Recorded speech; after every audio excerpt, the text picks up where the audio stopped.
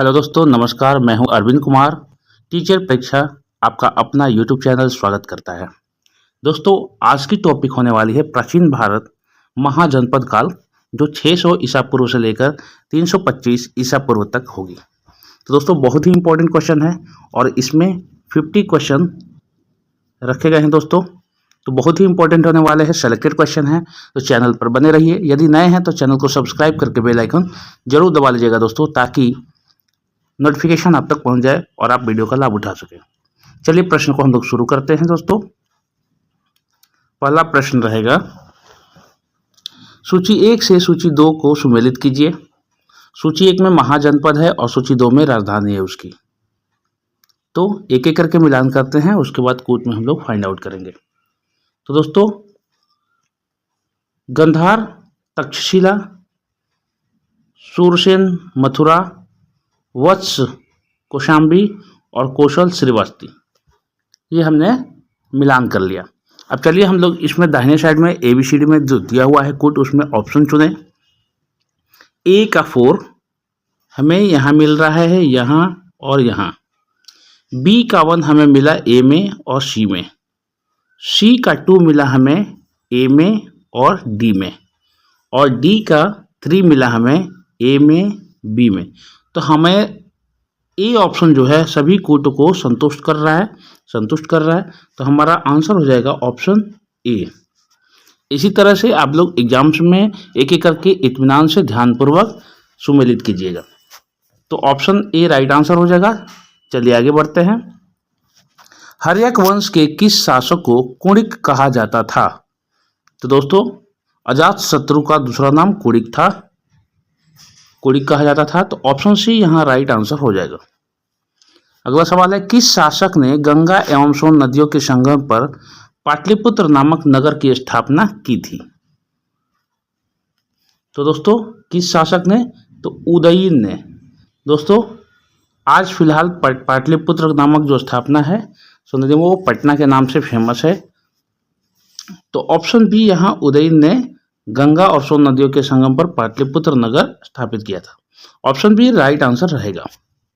अगला सवाल, शिशुनाग वंश का वह कौन सा शासक था जिसके समय में वैशाली में द्वितीय बौद्ध संगीति का आयोजन किया गया?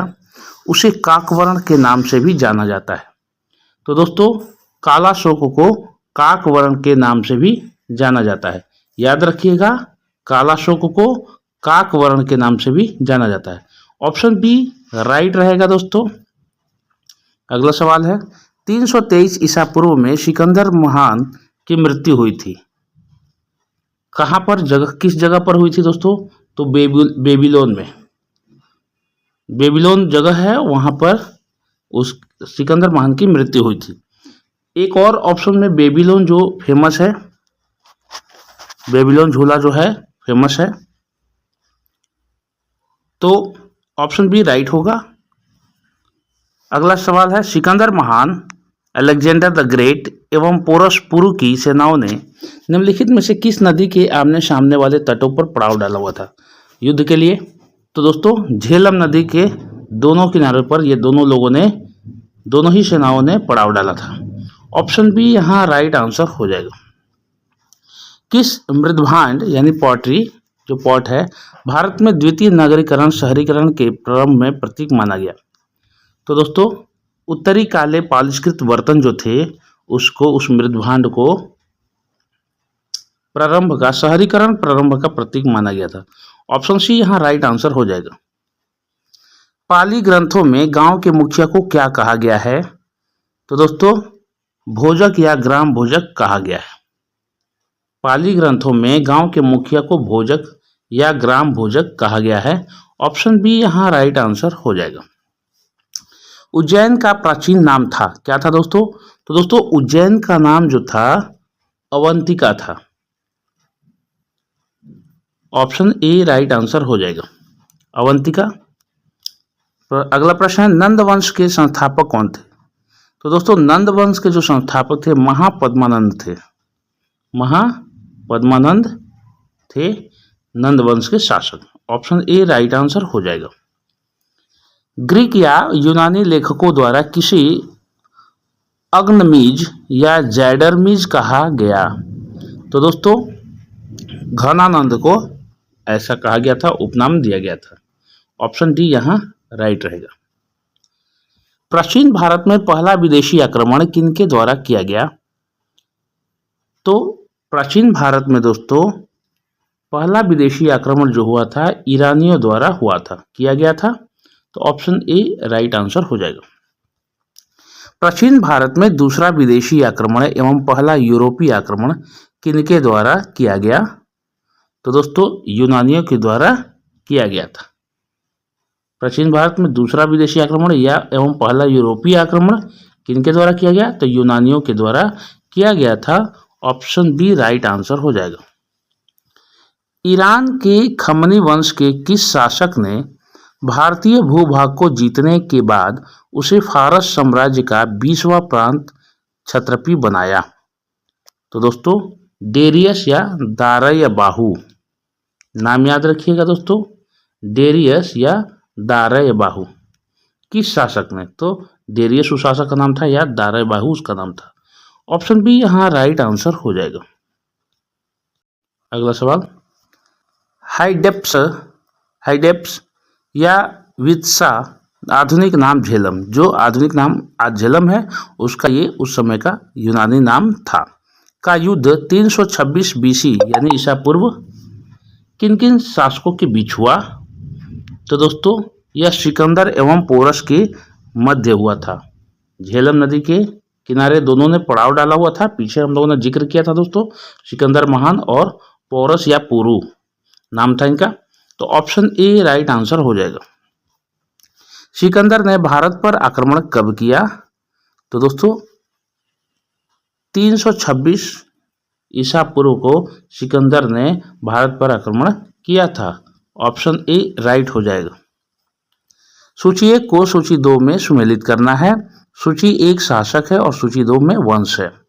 तो दोस्तों एक एक करके हम लोग फाइंड आउट करेंगे, मिलान करेंगे और यहाँ जो दिया हुआ है कूट उसमें हम लोग फाइंड आउट करेंगे। तो चलिए मिलान करते हैं। बिंबिसार हर्यक वंश का था, कालाशोक शिशुनाग वंश का था, पद्मानंद नंद वंश के संस्थापक थे और बिंदुसार मौर्य वंश के संस्थापक थे। तो दोस्तों ये है हमारा। अब ए का 1 यहाँ मिल रहा है, ए में, ऑप्शन बी में और ऑप्शन सी में और ऑप्शन डी में, चारों में मिल रहा है। बी का 2 ए में, बी में मिल रहा है और सी का 4 मिल रहा है बी में और डी में मिल रहा है और डी का 3, तो डी का 3 बी में मिल रहा है और कहीं नहीं मिल रहा है। तो इस प्रकार से हमारा जो ऑप्शन 2 है सभी कूट को मिलान को संतुष्ट कर रहा है। तो हमारा ऑप्शन हो जाएगा बी राइट। अगला सवाल, सूची 1 को सूची 2 से सुमेलित कीजिए। सूची 1 में महाजनपद है और सूची 2 में आधुनिक क्षेत्र है। तो दोस्तों सूची 1 से मिलान करते हैं और कूट को, दिए हुए कूट को फाइंड आउट करेंगे, मिलान करेंगे और उसको ढूंढेंगे। तो दोस्तों एक एक करके हम लोग, मगध जो आधुनिक क्षेत्र है, पहले मगध जो हुआ था महाजनपद में हुआ करता था, आज आधुनिक में पटना व गया जिले है। वत्स जो है पहले का महाजनपद में आज इलाहाबाद है। कौशल जो है वह अवध में है, अवंती मालवा जो है अभी। ये सब आधुनिक नाम है दोस्तों, आधुनिक क्षेत्र है और ये महाजनपद के समय में इनके नाम थे। तो सीधा सीधा है, तो ऑप्शन ए हमारा संतुष्ट कर रहा है सीधा सीधा। तो ऑप्शन ए हमारा राइट आंसर हो जाएगा। मगध की प्रथम राजधानी कौन सी थी? तो दोस्तों मगध की जो प्रथम राजधानी थी गिरिब्रज या राजगिरी थी। मगध की प्रथम राजधानी गिरिब्रज या राजगिरी थी। ऑप्शन सी यहाँ राइट आंसर हो जाएगा दोस्तों। किस शासक द्वारा सर्वप्रथम पाटलिपुत्र की राजधानी के रूप में चयन किया गया था? शासक का नाम बताना है दोस्तों। तो उदयन के द्वारा पाटलिपुत्र को राजधानी के रूप में चयन किया गया था और इन्होंने सोन नदी और गंगा नदी के संगम पर पाटलिपुत्र का निर्माण करवाया, बसाया।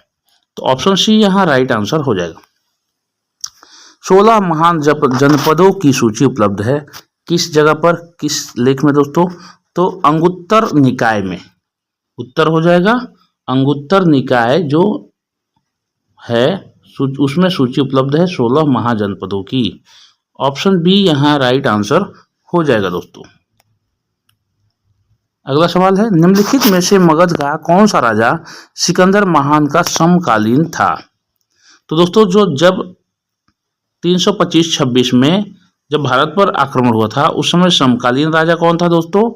तो उस समय समकालीन जो राजा था वह था घनानंद। याद रखिएगा दोस्तों, सिकंदर के बराबरी के समय में था। तो ऑप्शन बी यहाँ राइट आंसर हो जाएगा 325-26। अगला सवाल है, प्रथम मगध साम्राज्य का उत्कर्ष किस सदी में हुआ था? तो प्रथम मगध साम्राज्य का उत्कर्ष यानी शुरुआत किस सदी में हुआ था?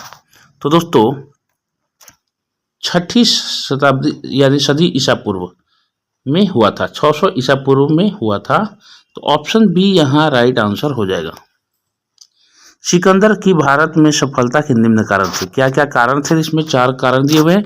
कौन कौन से उपयुक्त कारण है दोस्तों, इसमें फाइंड आउट करते हैं। सबसे उपयुक्त है तो दोस्तों यहाँ पर भारत में तब तक कोई केंद्रीय सत्ता नहीं थी। सही बात है, जब सिकंदर ने भारत पे आक्रमण किया था दोस्तों तो भारत में कोई ऐसा राजा नहीं था जो उससे लोहा ले सके, यानी कि उससे निपट सके, युद्ध कर सके। उसकी सेना श्रेष्ठ प्रकार की थी, ये बहुत अच्छी बात है। वह अपने साम्राज्य को विस्तार करते हुए यहाँ तक आ चुका था श्रेष्ठ सेना के साथ। उसे देशद्रोही भारतीय शासकों का सहयोग मिला। जाहिर सी बात है कि उस समय भी जयचंद बहुत थे, तो कुछ राजाओं को उसने सम्मिलित कर लिया और कुछ राजाओं की राजकुमारियों से उसने शादी कर लिया। ऐसे कर करके उसने कई राजाओं को मिला लिया, तो उनको सहयोग मिला था। वह एक प्रकार का प्रशासक था। सही बात है, क्योंकि उसने सैन्य संगठन बहुत अच्छा किया था और अच्छा प्रशासक भी था। तो हमारा ऑप्शन डी में 1, 2, 3 एवं 4 चारों ही सिकंदर, इसीलिए सिकंदर महान कहा जाता है। सिकंदर महान के लिए चारों ही उपयुक्त पॉइंट है।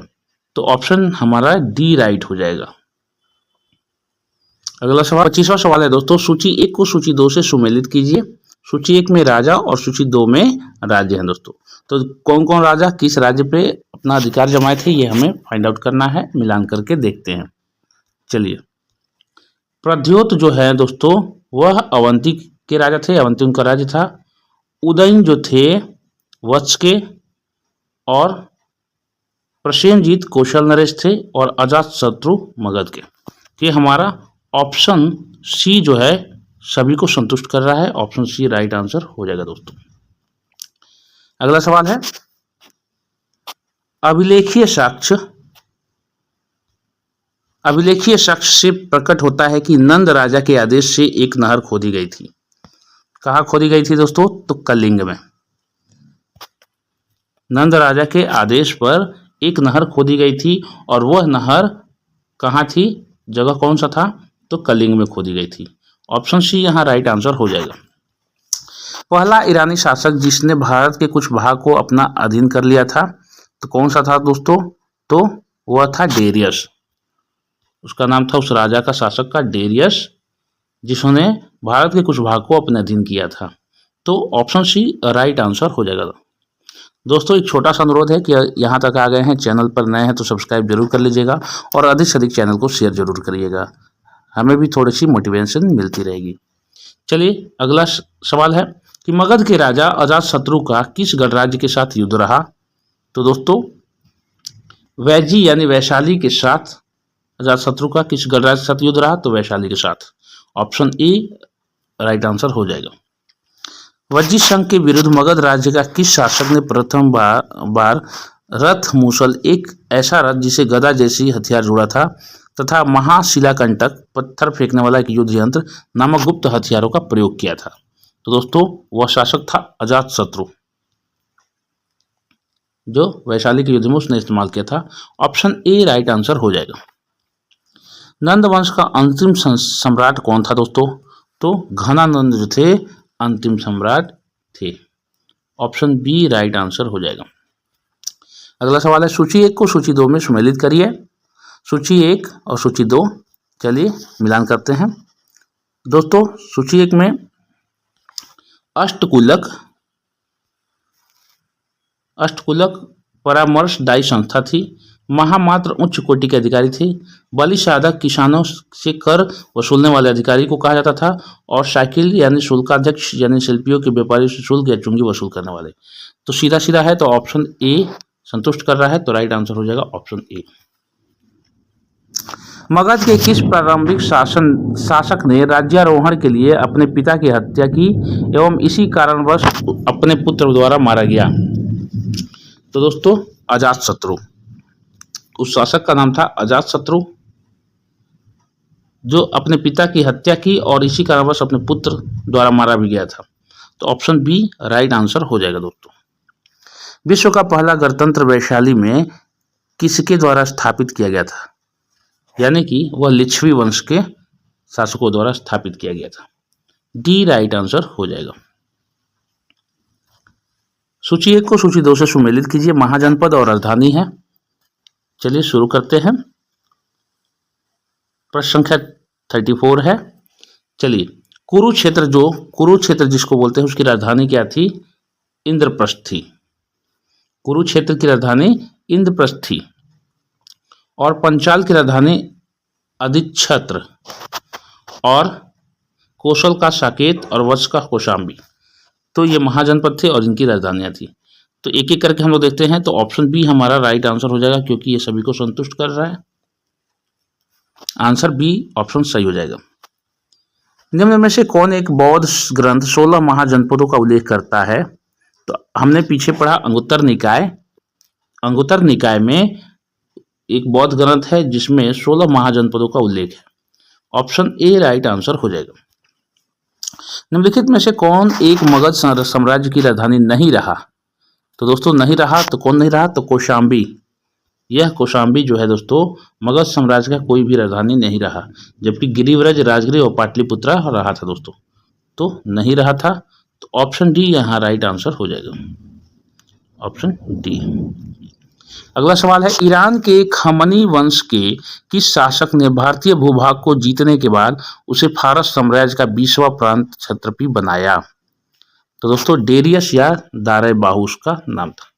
तो डेरियस, जिन्होंने भारत के कुछ हिस्सों को भी भूभाग को जीत लिया था, 20वां प्रांत बना लिया था। ऑप्शन बी यहाँ राइट आंसर हो जाएगा। हाइडेप्स या विस्तसा, आधुनिक नाम झेलम, का युद्ध किन किन शासकों के बीच हुआ था? तो झेलम नदी के किनारे दोनों ने युद्ध किया था दोस्तों, अपना अपना डेरा जमा लिया था। तो कौन था? मैंने पीछे बताया था, आप इसका उत्तर दीजिए। सिकंदर महान और पोरस या पुरु, मैंने बताया वहां पर। तो ऑप्शन ए यहाँ राइट आंसर हो जाएगा। ये युद्ध 326 बीसी में हुआ था। अगला सवाल, सिकंदर ने भारत पर कब आक्रमण किया था दोस्तों? तो 326 ईसा पूर्व। सही उत्तर हो जाएगा ऑप्शन ए। अगला सवाल, सूची 1 को सूची 2 में सुमेलित करना है दोस्तों। शासक है और वंश है। तो दोस्तों यहां पर हम लोग एक एक करके देखेंगे। बिंबिसार जो है दोस्तों वह हर्यक वंश का, कालाशोक जो है शिशुनाग वंश, पद्मानंद नंदवंश का, बिंदुसार मौर्य वंश का। तो हमारा जो ऑप्शन बी है दोस्तों एकदम राइट आंसर हो जाएगा। अगला सवाल है, निम्नलिखित में से कौन सा एक ईसा पूर्व 6ठी सदी में प्रारंभ में भारत का सर्वाधिक गई थी शक्तिशाली नगर राज्य था? तो दोस्तों सर्वाधिक शक्तिशाली नगर राज्य था कौन सा? तो मगध था दोस्तों। मगध उस समय विस्तृत साम्राज्य था। ऑप्शन डी राइट आंसर हो जाएगा। अगला सवाल रहेगा दोस्तों, निम्नलिखित में से कौन कौन से भारत पर ईरानी आक्रमण के प्रभाव के रूप में माना जाता है? तो दोस्तों कौन कौन से प्रभाव था? जब भारत पर ईरानी आक्रमण हुआ था तो क्या क्या हुआ था उसमें? खरोष्टी लिपि का प्रचार हुआ था, अभिलेख उसके करने की कला का प्रचार भी हुआ था, ईरानियों की छत्र प्रणाली का प्रचार ये भी हुआ था, घंटा आकार के गुंबज की कला का प्रचार ये भी हुआ था, स्त्री अंगरक्षकों की नियुक्ति ये भी सही हुआ था। उस समय सर्वाधिक था स्त्रियों को अंगरक्षक के रूप में नियुक्ति मिलेगी। तो दोस्तों ऑप्शन डी हमें सभी संतुष्ट कर रहा है, यानी सभी ऑप्शन मिल रहे हैं सही राइट है। तो ऑप्शन डी यहाँ सही उत्तर हो जाएगा। निम्न में से कौन सा एक सिकंदर के आक्रमण का प्रभाव नहीं था? तो दोस्तों कौन सा नहीं था पूछ रहा है। प्रभाव था इस आक्रमण में भारत और यूनान के बीच प्रत्यक्ष स्थापित करवाया, ये था, सही था। इस आक्रमण ने पश्चिमोत्तर भारत और यूनानियों को स्थापना का मार्ग प्रशस्त किया, यानी कि यूनानियों के लिए रास्ता खुल गया था दोस्तों। सिकंदर अनेक उपनिवेशों की स्थापना के लिए उत्तरदायी था, उसने बहुत उपनिवेश स्थापित किए थे, इसलिए वह पोरस वगैरह को सब जीतते हुए उसने भारत पर भी कुछ भाग को जीत लिया था।